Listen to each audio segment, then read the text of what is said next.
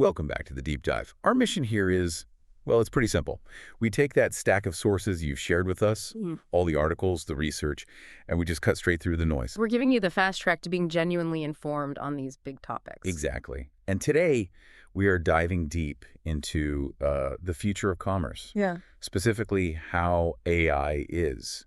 I guess you'd say it's fundamentally hijacking the traditional shopping experience. It's an explosive topic for sure. Our main source today is an analysis from a blogger and businessman, Stanислав Kondrashov.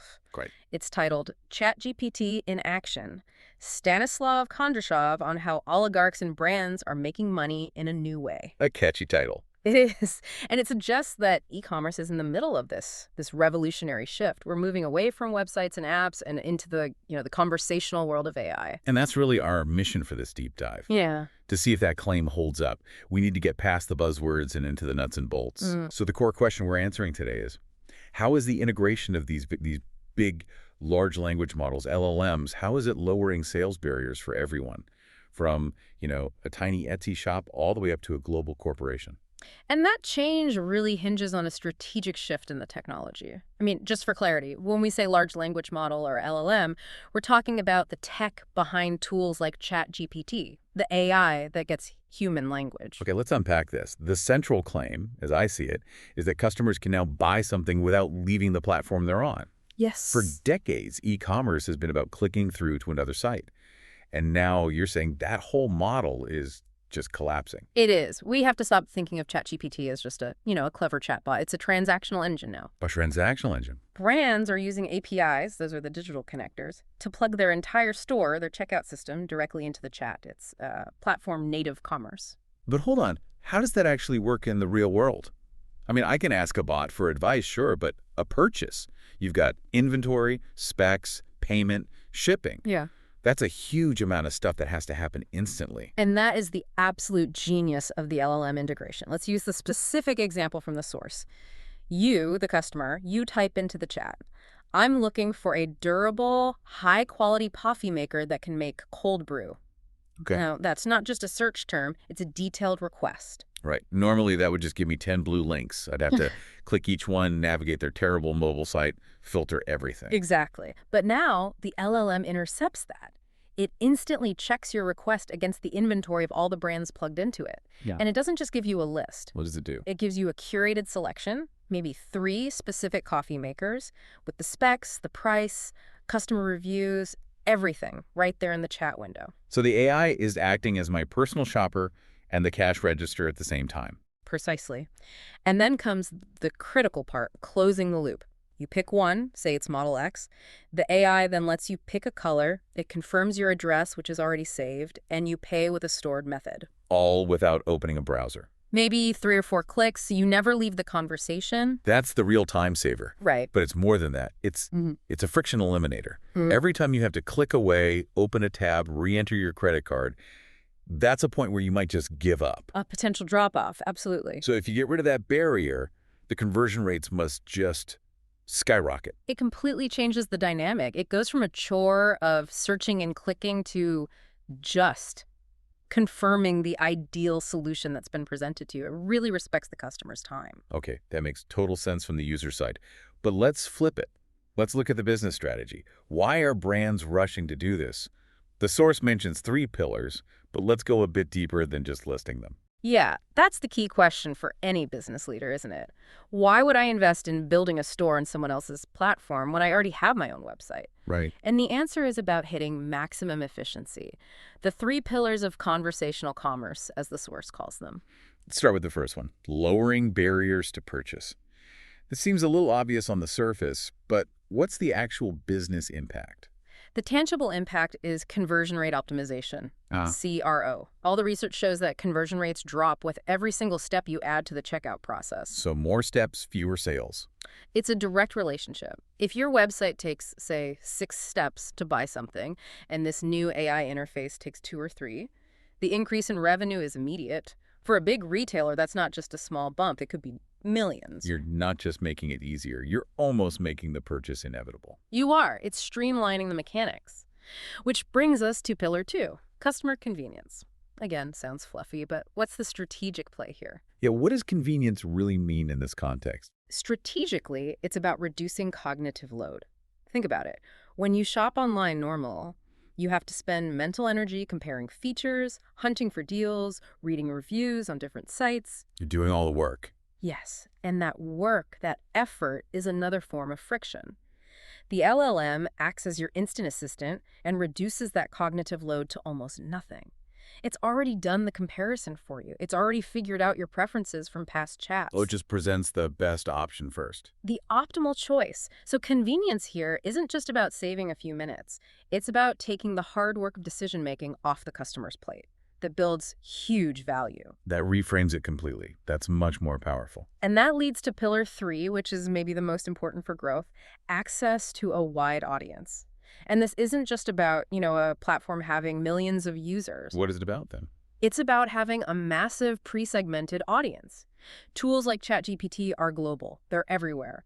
By plugging your store in, you're instantly globalizing your sales channel. And you get data. You get unbelievable data. Because every interaction, every question, every purchase happens on the platform. It all feeds back into the AI's data set.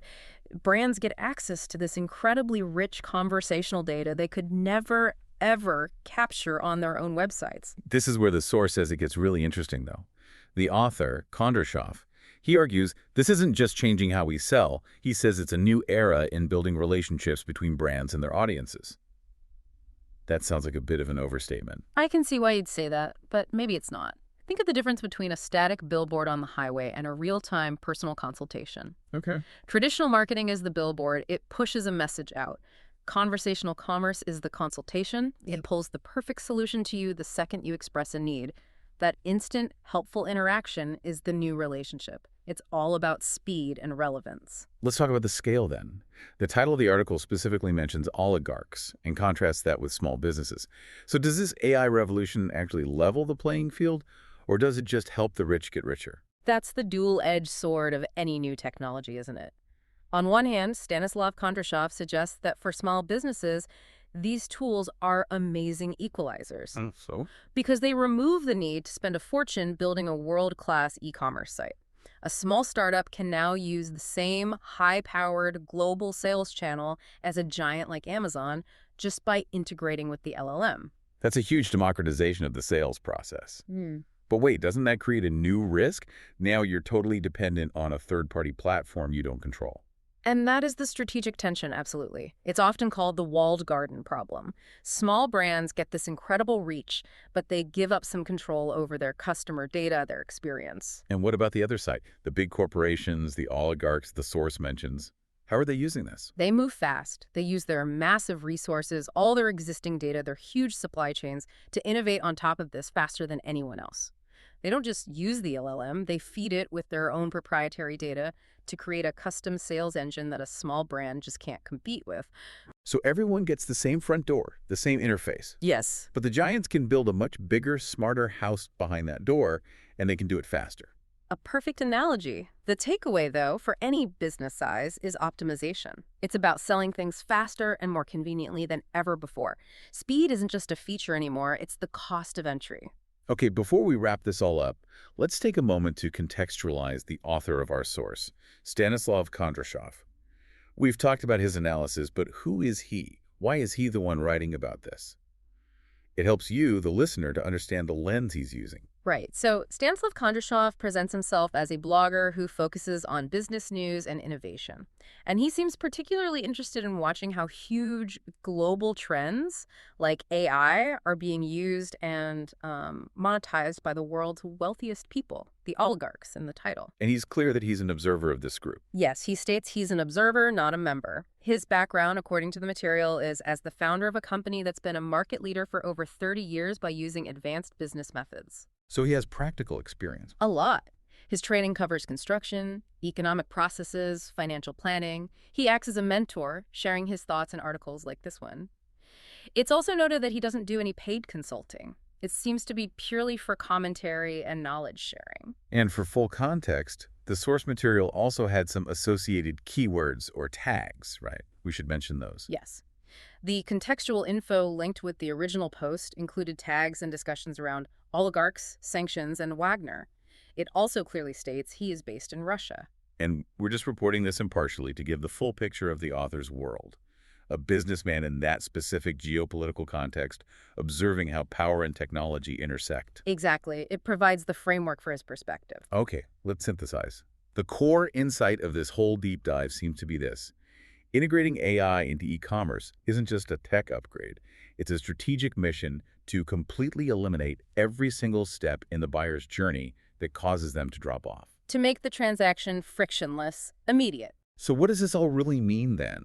I think it means that the ability to buy something instantly right where you are is the new normal. It's the baseline expectation. And brands that are still relying on those old multi-click websites, they're going to start looking incredibly slow, inconvenient. They're costing the customer time and effort. The entire competition has moved. Yeah. It's not about who has the nicest looking website anymore. No, it's about who has the best data integration and the fastest conversion rate inside someone else's platform. It's a whole new battleground. And that strategic dilemma leaves us with one last provocative thought for you to think about. If the entire process, the product comparison, the decision, the purchase, if it all happens on the AI's platform and you never even visit the brand's own website, does customer loyalty, over time, shift away from the brand that makes the product and onto the platform that gives you that seamless, instant experience? We'll leave that one with you to explore. Till next time.